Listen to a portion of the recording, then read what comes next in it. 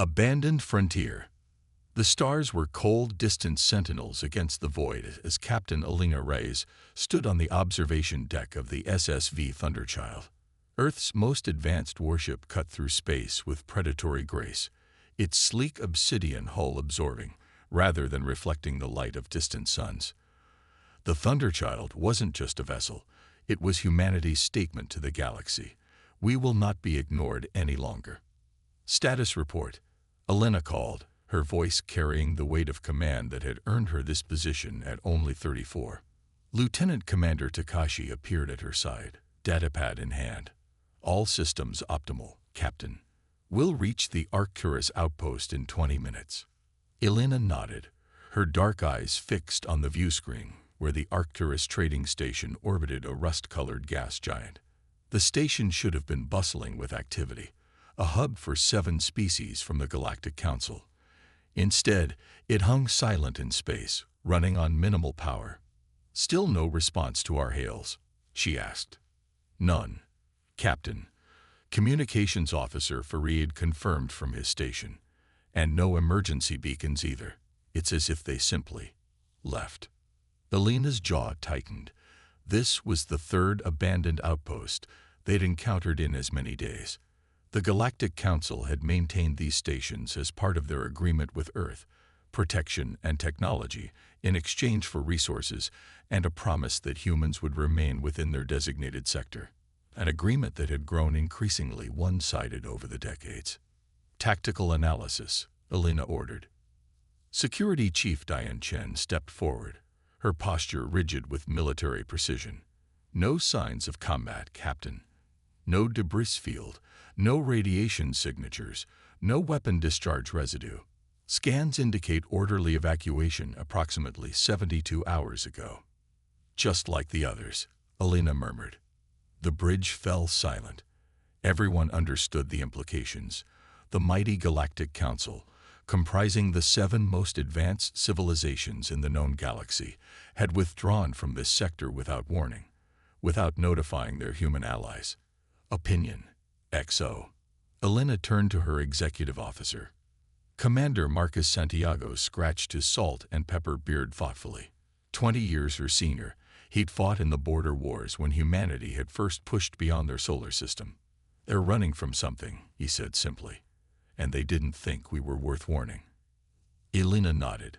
The Council had always treated humanity as the galaxy's younger siblings, useful when convenient, ignored when not. Despite developing faster-than-light travel independently, humans were restricted to a tiny corner of the galaxy, supposedly for their own protection. Science Officer Patel, any anomalous readings from the station or surrounding space?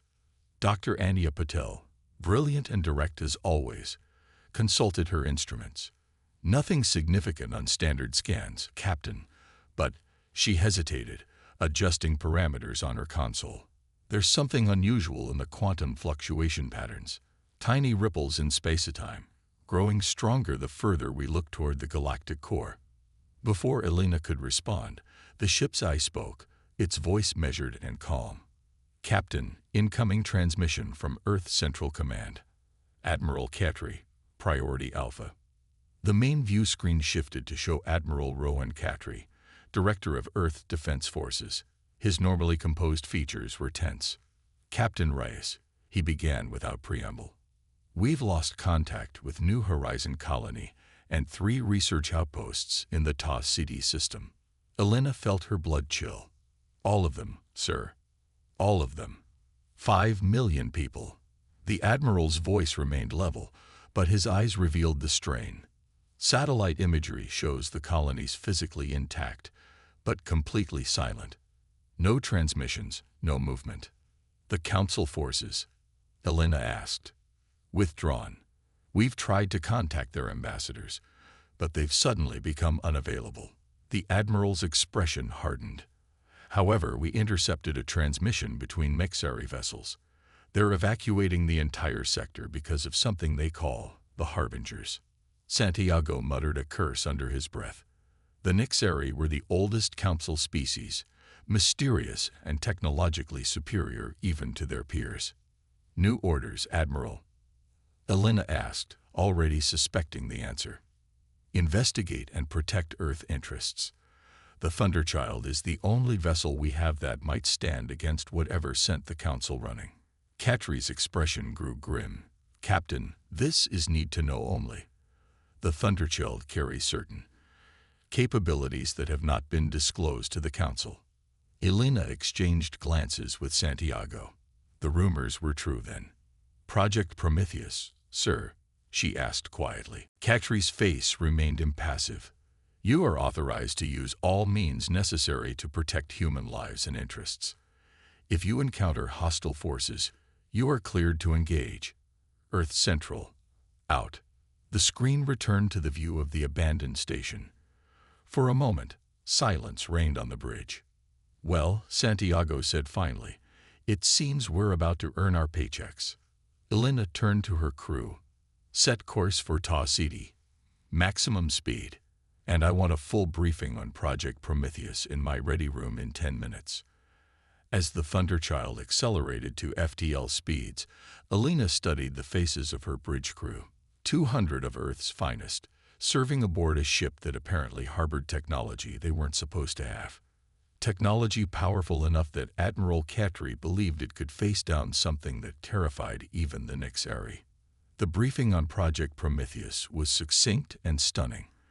The Thunderchild wasn't just armed with conventional weapons. It carried experimental technology reverse-engineered from artifacts discovered beneath the Martian surface. Artifacts that predated human civilization by millions of years. The progenitors, Dr. Paddle explained, displaying holographic representations of the ancient technology. We believe they seeded Earth with human DNA before disappearing from our galaxy. And this weapon? Elena asked, studying the schematics. It manipulates fundamental forces, Chief Engineer Ortiz explained. In theory, it can disrupt any energy pattern, destabilize any matter. It's never been field tested. Because the Council forbids such technology, Santiago added. If they discover we have this, they abandoned our colonies, Elena said firmly. They've forfeited any right to dictate our defense capabilities. The journey to Taw City took 6 hours at maximum FTL. 6 hours during which Elena reviewed everything they knew about the mysterious Harbingers.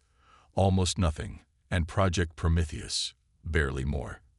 The weapon system had been built into the Thunderchild during construction, disguised as conventional power systems. Only a handful of people knew of its existence. As they approached the Taw City system, Dr. Patel's voice broke the tense silence. Captain, those quantum fluctuations I detected, they're much stronger here. And they have a pattern, almost like a language. On screen, Elena ordered. The view screen displayed a visual representation of the fluctuations, rippling waves of energy that pulsed and shifted in complex formations. What are we looking at, Doctor? Santiago asked. Tears in space-time, Paddle replied, her voice filled with scientific wonder despite the circumstances. Quantum-level ruptures between dimensions. Incoming. Tactical Officer Chen suddenly shouted. Multiple objects emerging from the distortions. The view screen shifted to show the space around New Horizon Colony. Reality itself seemed to fracture as massive shapes pushed through from somewhere else. They resembled obsidian crystalline structures, each the size of a small moon, trailing wisps of something that looked like cosmic mist. My God, someone whispered. The Harbingers had arrived. Tactical analysis, Elena demanded, rising from her chair. 7 entities, each approximately 3 kilometers in diameter, Chen reported. Composition unknown. Energy readings off the charts. They're absorbing radiation from the system's star. Life signs on the colony. Elena asked. Communications Officer Farid worked his console frantically. Very faint biosignatures, Captain. It's like they're in some kind of stasis. One of the crystal entities detached from the others, drifting toward the colony. From its surface, smaller crystal formations emerged, hundreds of them, each the size of a fighter craft. They're heading for the colony, Santiago warned. Elena made her decision. Red alert. All hands to battle stations. Bring us between those entities and the colony. The Thunderchild surged forward, its engines pushing to maximum sublight speed. Warning klaxons sounded throughout the ship as crew members rushed to their combat positions. Open a channel, Alina ordered. All frequencies. Channel open. Farid confirmed. Alina stood tall, her voice clear and commanding. Unknown vessels, this is Captain Alina Reyes of the Earth vessel SSV Thunderchild. You are approaching a human settlement. State your intentions immediately. For several tense seconds, there was no response. Then, a sound unlike anything Alina had ever heard filled the bridge, a harmonic resonance that seemed to vibrate through her bones. They're responding, Farid said in surprise. Translating now. A voice emerged from the cacophony, eerily beautiful and utterly alien. We are the Void Harbingers. This system has been designated for harvesting by covenant with the Seven Guardians. All sentient life will be preserved in stasis while energy is extracted. Alina's hands clenched into fists. We have no covenant with you. The human colony is under our protection. Withdraw immediately. Your species was not consulted, the voice replied, matter of fact.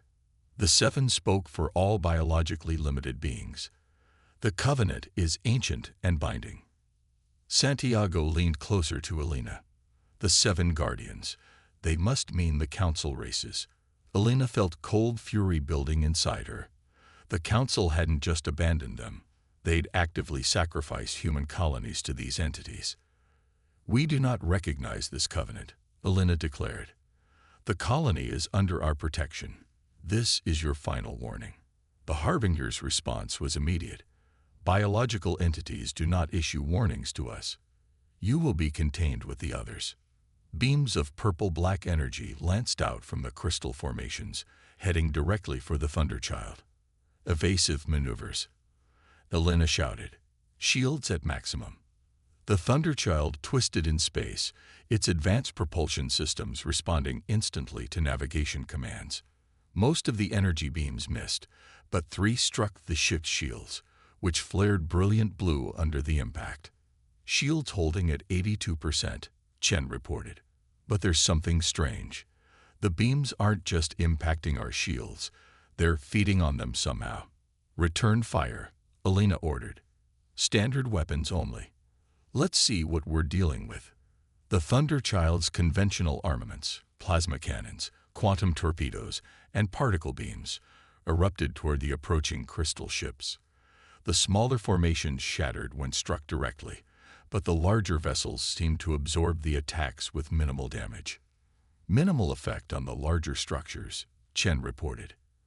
And the smaller ones are adapting to our weapon frequencies. Another volley of energy beams struck the Thunderchild, more powerful than before.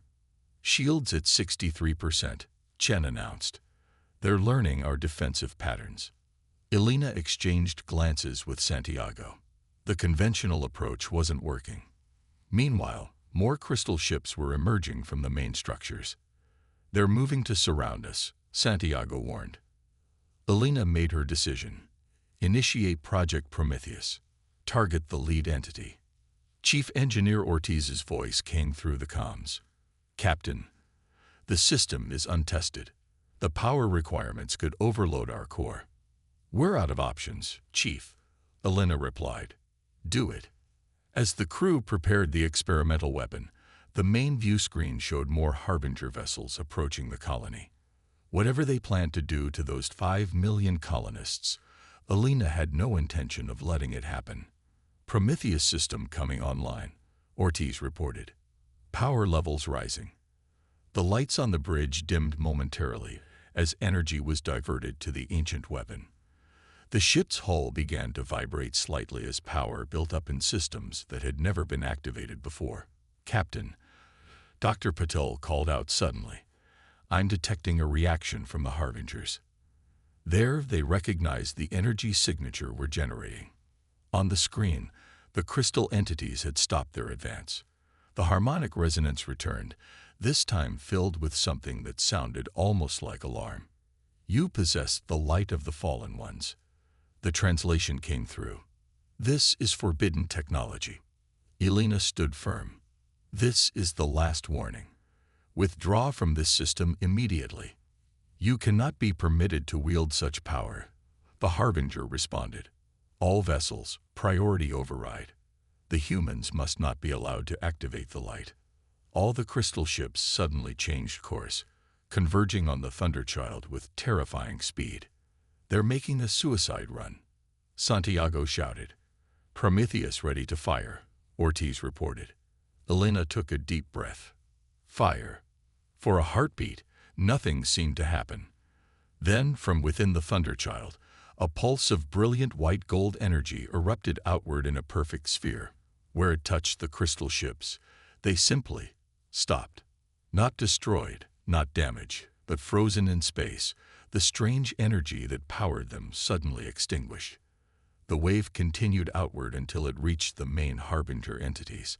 As it washed over them, cracks appeared in their crystalline surfaces, light pouring from within. It's working, Patel whispered in awe.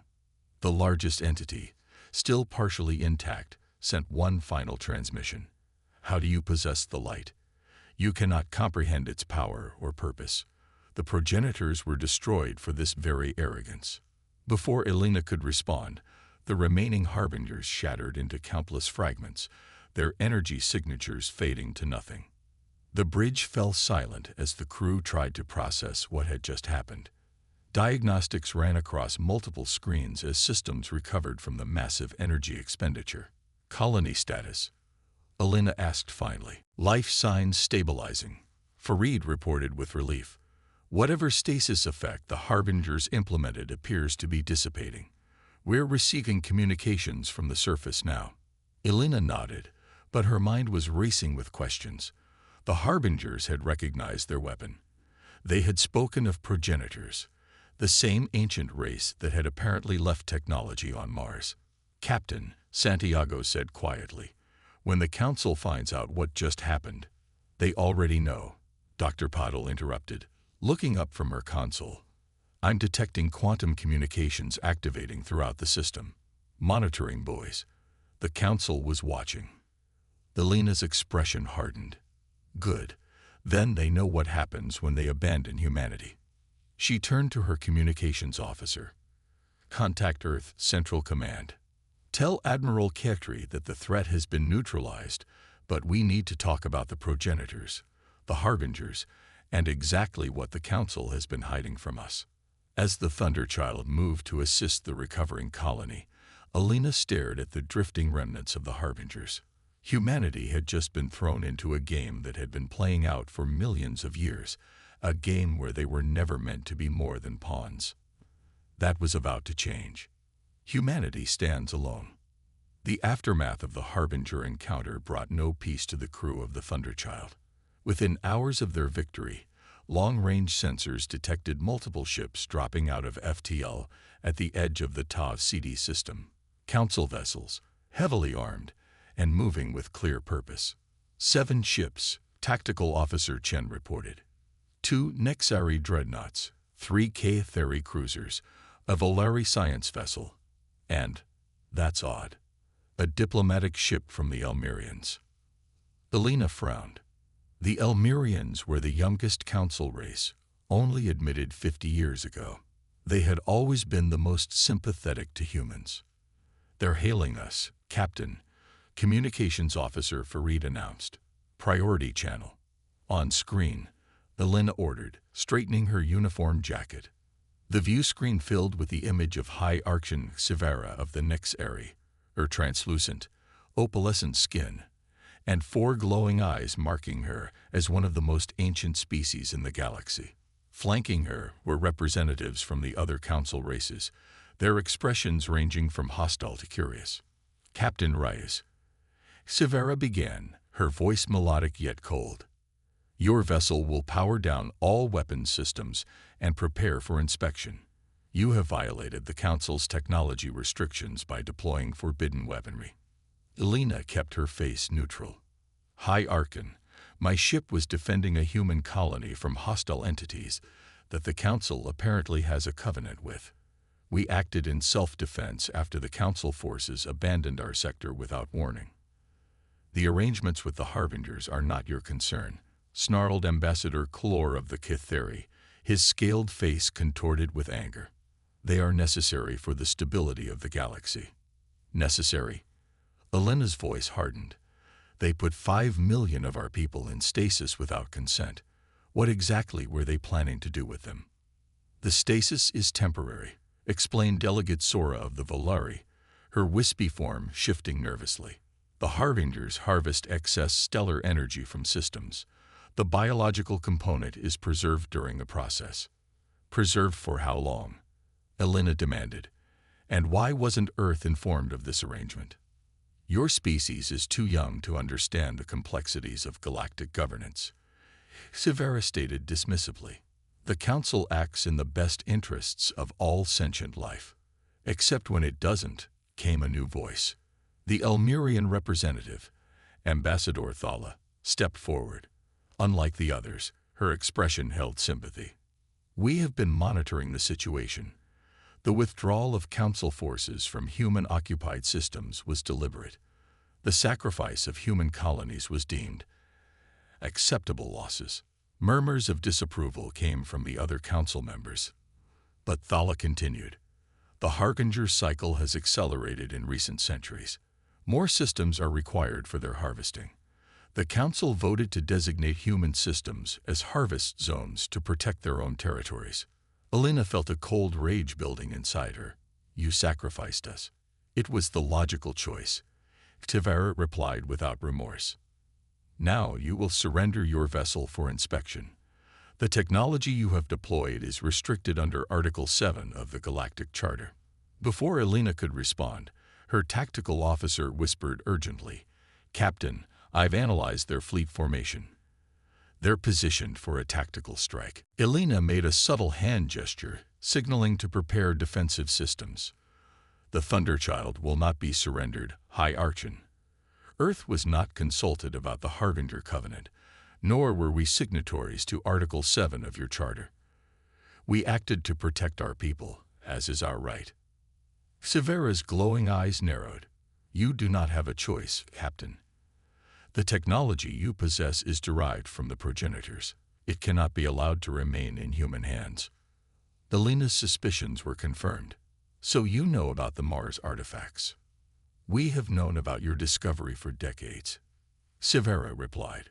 We have been monitoring your species' attempts to reverse engineer progenitor technology. It was deemed a minimal risk, until today. Ambassador Thala stepped forward again. Captain Rice, there is much you don't understand. The progenitors were not benefactors. They nearly destroyed the galaxy in their war with the Harbingers. This new information gave Elena pause. What war? Dr. Paddle spoke up from her science station. Captain, I've been analyzing the data from the Prometheus discharge. The quantum signatures match patterns in the Martian artifacts, but also in the Harbinger crystalline structures. They're connected somehow. Thala nodded. The Harbingers and progenitors were once the same species, evolved to the point where they transcended physical form. They split over philosophical differences. The Harbingers believed in maintaining cosmic balance through controlled consumption of energy. The progenitors believed in accelerating the evolution of younger species. Like humans, Elena realized. Yes, Thala confirmed. The progenitors seeded many worlds with life forms genetically coded to eventually develop specific traits. Humans were designed to eventually harness and control quantum energy, the same energy that powers both Harbinger and progenitor technology. Severa cut in, her patience clearly exhausted. Enough. This conversation is irrelevant. Captain Rice, you have one final opportunity to surrender your vessel before we take action. Elena looked to Santiago, who gave her a subtle nod. They were ready. I'm afraid I can't do that, High Archon, Elena replied calmly. But perhaps we can reach an accommodation that doesn't involve conflict. Severa's expression hardened. There will be no accommodation. The Council has spoken. The transmission ended abruptly. Immediately, The Council ships began to move, spreading out to surround the Thunderchild. "They're charging weapons," Chen reported. "Shields at maximum," Elena ordered. "Evasive pattern Delta. But do not fire unless fired upon." She turned to Dr. Patel. "Doctor, I need options. If the Prometheus weapon drained our power once, we might not have enough for a second discharge." Patel worked frantically at her console. "Captain, I've been analyzing the Harbinger communication patterns. They're quantum entangled with the Council ships. I think the Council has been using Harbinger technology." "Can we use that?" Elena asked. "Possibly. The Prometheus system doesn't just disrupt energy. It can theoretically redirect it. If we calibrate it to the frequency of their quantum communications, we could disable their ships without destroying them." Elena finished. "Do it." As Patel and Chief Engineer Ortiz worked to recalibrate the Prometheus system, the Council ships launched their first volley. Energy beams sliced through space toward the Thunderchild. "Brace for impact," Santiago shouted. The ship shuddered as multiple beams struck its shields. Consoles sparked and crew members were thrown against restraints. "Shields at 57%, Chen reported. "Their weapons are specifically calibrated to our defensive frequencies. They've been preparing for this," Santiago growled. Elena kept her focus. "Continue evasive maneuvers. Tactical, target their weapons systems only. Conventional weapons, minimal yield." The Thunderchild returned fire, its precision targeting striking the weapons arrays on the nearest K-Theory cruiser. The ship veered off, temporarily disabled but not destroyed. "Captain," Farid called out, "we're receiving a transmission from the Elmirian vessel. Text only, encrypted channel." "Put it through to my station," Elena ordered. The message was brief. Not all Council members agreed to sacrifice human systems. Targeting data for Nixari vessels attached. Quantum frequency codes included. Fala. Elena quickly forwarded the data to Patel and Ortiz. "Can you use this?" Patel's eyes widened as she reviewed the information. "Yes, Captain. This changes everything. The Nixari ships are using modified Harbinger technology in their propulsion systems. If we target those specific frequencies..." "How long?" Elena asked as another volley rocked the ship. "Minutes," Ortiz replied. "But Captain, there's something else. According to these codes, the Council isn't just using Harbinger tech. They're controlling the Harbingers. They've been directing them to specific systems for centuries." Elena felt a surge of anger. The Council hadn't just sacrificed human colonies, they had been actively directing the Harbingers where to feed. "Shields at 34%, Chen reported. "We can't take much more of this." "All power to forward shields," Elena ordered. "Keep them focused on our front arc while engineering completes the modifications." The Thunderchild turned to face the oncoming Council fleet directly, taking the brunt of their attack on its strongest shields, while minimizing exposure of its more vulnerable sections. "Prometheus recalibration complete," Ortiz announced finally. "Ready on your command." Elena took a deep breath. "Target the Nixari vessels only. Minimize power to avoid damage to other ships. Fire." Unlike the previous discharge, this time the Prometheus weapon released a focused beam of energy directly at the lead Nixari dreadnought. Where it struck, the ship's gleaming hull seemed to ripple, energy cascading across its surface in waves of golden light. "Their systems are failing," Chen reported with amazement. "Power fluctuations across their entire fleet. They're receiving some kind of feedback loop through their quantum communication network." On the view screen, the Council ships drifted, their lights flickering and weapons powering down.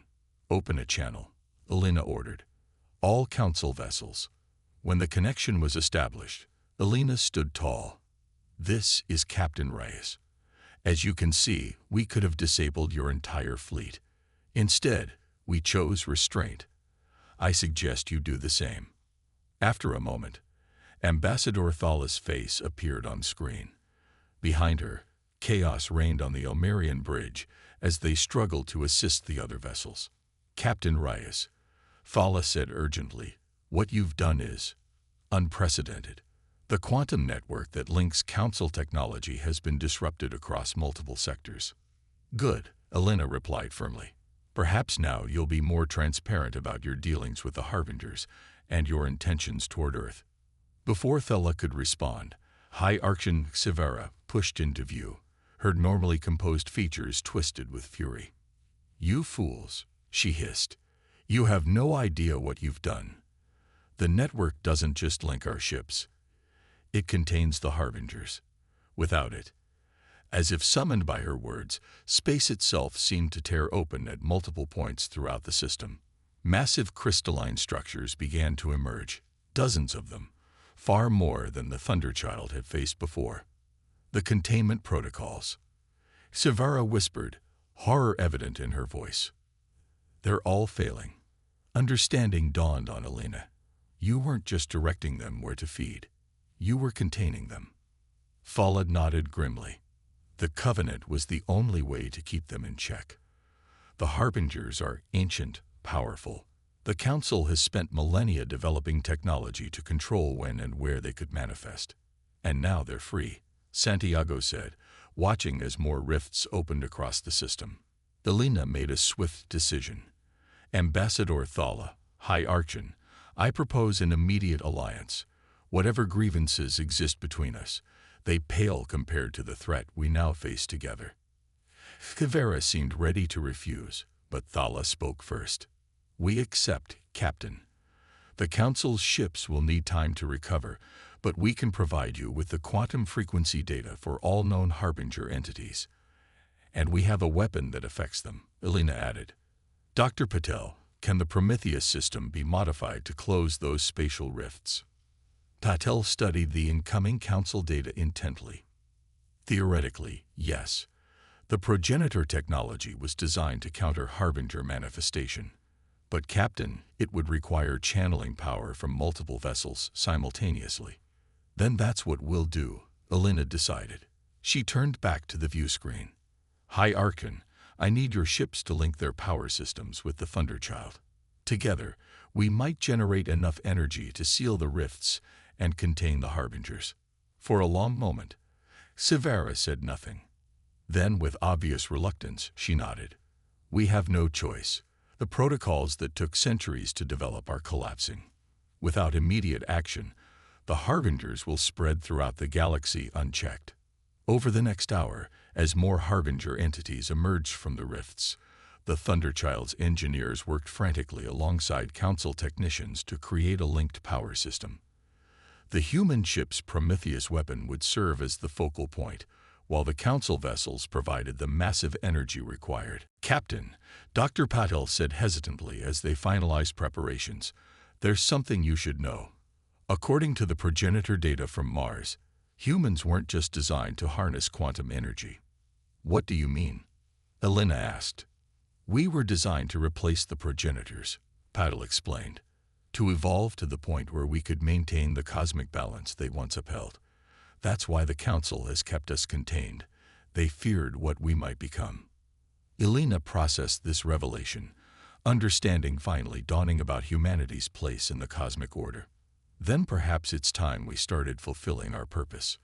When all was ready, the combined fleet formed a precise formation around the largest spatial rift. The Council ships channeled their power to the Thunderchild, where the Prometheus system had been recalibrated to Elena's specifications. All ships report ready, Captain, Farid announced. Elena nodded. Begin power transfer. Energy flowed from the Council vessels into the Thunderchild, more power than the human ship had ever channeled before. Warning alerts sounded as systems approached critical levels. Hull integrity at risk, Chen warned. We're exceeding design parameters. Hold it together, Elena ordered. Prometheus status. Reaching critical threshold, Ortiz reported. Firing sequence initiating. Now. A beam of pure white energy erupted from the Thunderchild, more powerful than before. Where it struck the spatial rift, reality itself seemed to bend and fold. The rift began to close, slowly at first, then more rapidly. The Harbinger entities caught in the effect struggled against it, their crystalline forms shattering as they were forced back into the dimension from which they had emerged. "It's working," Patil exclaimed. "The rift is collapsing." One by one, the fleet targeted each spatial tear, sealing the harbingers away. With each successful closure, the process became more efficient as they refined their technique. Finally, after what seemed like hours, the last rift sealed shut. The combined fleet drifted in space, all vessels heavily damaged but intact. "Status report," Elena called out, brushing debris from her uniform as emergency systems worked to restore normal operations. "All Harbinger entities have been contained," Patil confirmed. "The rifts are sealed, and quantum readings are stabilizing." On the view screen, Ambassador Thola appeared, looking exhausted but relieved. "Captain Rice, the Council owes you and your crew a debt we cannot easily repay. Your actions today have saved countless lives across the galaxy." "Perhaps," Elena replied carefully, "this can be the beginning of a new relationship between Earth and the Council, one based on honesty and mutual respect." Thala nodded. "I will advocate for such a change. The old ways nearly destroyed us all. It's time for the Council to evolve and to acknowledge humanity's rightful place among the galactic community." As repairs began and communication was established with Earth Command, Elena found a quiet moment alone on the observation deck. The stars looked different to her now, knowing what lurked between them, and knowing humanity's true heritage and purpose. The Thunderchild had lived up to its name. It had brought a storm that changed the galaxy forever. And in its wake, a new order would emerge, with humanity no longer contained or controlled, but recognized for what the progenitors had always intended them to be: inheritors of the stars. The next day, as representatives from Earth prepared to meet with the full Galactic Council for the first time as equals, Elena stood again on the observation deck, Santiago at her side. "Do you think they'll honor the new agreement?" he asked quietly. Elena watched as the Council flagship approached, its designs already incorporating protective measures derived from the Prometheus technology that Earth had freely shared. "They don't have much choice," she replied. "The galaxy changed yesterday. We all saw what happens when ancient secrets are kept for too long." Santiago nodded thoughtfully. "So what happens now?" Elena smiled slightly. "Now we take our place in the stars, not as the Council's younger siblings, but as their equals. And perhaps," she thought of the progenitor data that suggested humanity's ultimate potential, "perhaps someday as their guardians." As the Thunderchild led the Council fleet toward Earth, humanity stood on the threshold of a new era, one where the galaxy would never underestimate them again.